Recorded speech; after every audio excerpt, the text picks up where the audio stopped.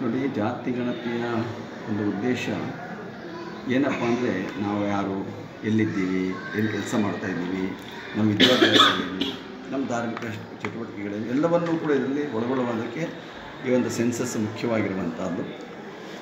ಆ ದೃಷ್ಟಿಯಿಂದ ಇದು ಈ ಒಂದು ಜನಗಣತಿಯನ್ನು ಮಾಡುವುದರ ಮೂಲಕ ಯಾರು ಆರ್ಥಿಕವಾಗಿ ದುರ್ಬಲರಾಗಿದ್ದಾರೆ, ಬಡವರಾಗಿದ್ದಾರೆ, ಅವರಿಗೆ ಸೌಲಭ್ಯಗಳನ್ನು ಹೆಚ್ಚಿಸುವಂಥ ಕೊಡುವಂಥ ಅವಕಾಶ ಇದರಲ್ಲಿ ಲಭ್ಯ ಆಗ್ತದೆ.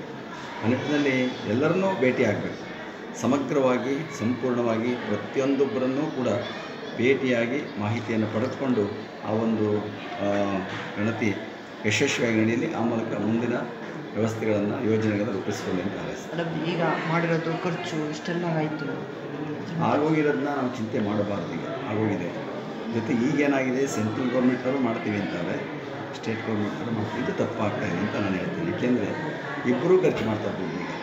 ಅದರಿಂದ ಇವೇನಾಗಿದೆ, ಈ ಸ್ಟೇಟ್ ಗೌರ್ಮೆಂಟ್ನವರು ಏನೋ ಕಾಲಮ್ ಅಳವಡಿಸ್ಕೊಳ್ಬೇಕು ಅನ್ನೋದನ್ನು ಸೆಂಟ್ರಲ್ ಗೌರ್ಮೆಂಟ್ ಕೊಟ್ಟು ಕೇಂದ್ರ ಸರ್ಕಾರದವರು ಕೂಡ ಇದನ್ನು ಒಳಪಡಿಸ್ಕೊಂಡ್ರೆ ಈಗ ರಾಜ್ಯ ಸರ್ಕಾರ ಮಾಡೋದು ತಪ್ತದೆ.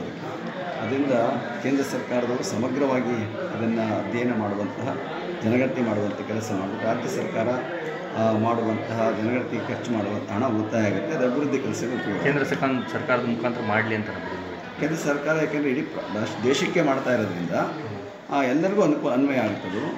ಇವರೇನು ನಮ್ಮ ರಾಜ್ಯ ಸರ್ಕಾರದವರಿಗೆ ಇಂತಹ ಕಾಲ ಅನ್ವಯಿಸಿಲ್ಲ, ಅಲ್ಲಿ ಆರ್ಥಿಕ ಅದೇನೋ ಅನ್ವಯಿಸ್ಕೊಂಡಿಲ್ಲ, ಕೆಲವು ವಿಚಾರಗಳನ್ನ ತೆಗೆದುಕೊಂಡು ಗಣನೆ ಮಾಡಿಲ್ಲ ಅಂತಂದರೆ ಅದನ್ನು ಕೂಡ ಕೇಂದ್ರ ಸರ್ಕಾರ ಅಳವಡಿಸ್ಕೊಂಡ್ರೆ ಎಲ್ಲರಿಗೂ ಅನುಕೂಲ ಆಗುತ್ತೆ.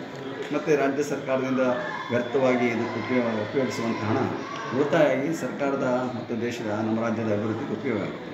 ಗ್ರೇಟರ್ ತುಮಕೂರು ಮಾಡಬೇಕು.